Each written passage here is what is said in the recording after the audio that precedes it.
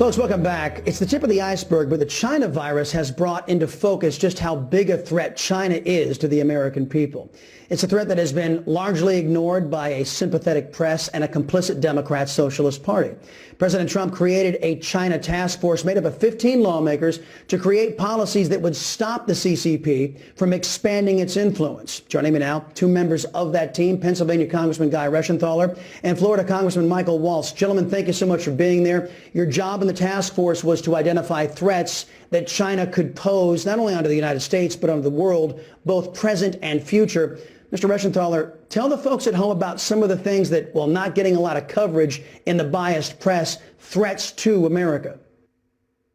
Well, they're really multifaceted. Everything from China requiring forced intellectual property transfers to China taking their military fleet, their naval fleet, to a 6-aircraft carrier fleet, meaning they can project naval power well into the Pacific. Not to mention the human rights atrocities you're seeing in particular Western China against the Uyghur population, which is a Muslim minority population. And I need to say this, Chris.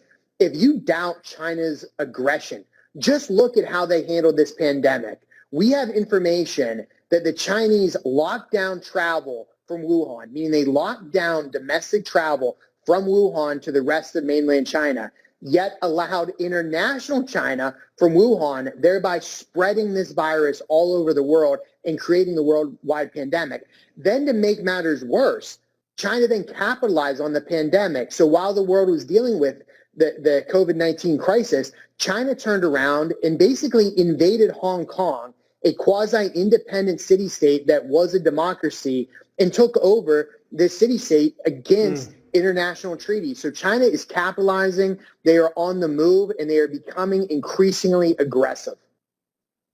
Okay, it's no secret that Joe Biden and his family, they have strong ties to communist China and their government. In fact, two Bidens are under a criminal investigation right now surrounding those ties. Biden has refused to condemn China, instead saying that a rising China is in America's best interest. Congressman Waltz, how concerned are you that Team Biden is committed to delivering for China rather than the United States? Well, I'm very concerned. And the difference with this adversary facing China that has an economy that is growing faster than ours, that is soon to eclipse ours, than any other adversary we've ever faced, the Soviet Union, Germany, Japan in our history, is that they have the United States awash in their money. That is from politicians that have been corrupted, that is Wall Street, that is addicted to the cheap labor and only worried about their next, the next quarterly earnings. It's certainly our sports industry. Look at the NBA. We had one coach in Houston announced that they stand with freedom in Hong Kong, and China threatened to cut the NBA off from their market. They almost fired that coach. I think that's a great example of what China wants to do around the world. And don't take it from Guy or from me. Listen to Chairman Xi's own speeches where he openly talks about preparing for war and talks about replacing the American dream with the China dream. And they're doing it primarily by stealing their way to the top. They're either stealing our technology through cyber, through our research institutions, through our universities. And if none of that works, then they actually buy up the companies in critical areas like space, like robotics, artificial intelligence, and others. So this is primarily right now an economic and a technological conflict,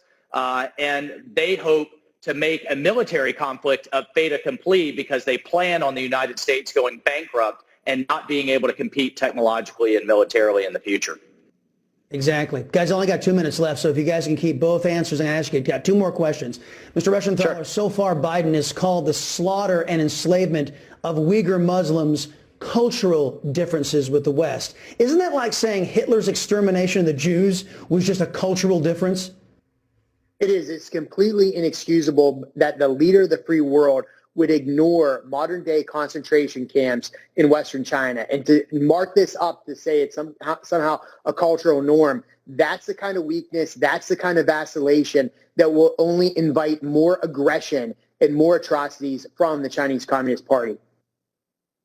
Absolutely. Congressman Waltz, next year's Winter Olympics in Beijing, I guess the upside, people are going to be out of China's filthy air. The downside, China intentionally created this pandemic that has crippled the world's economy. Should the international community even be participating in a Beijing-sponsored Olympics?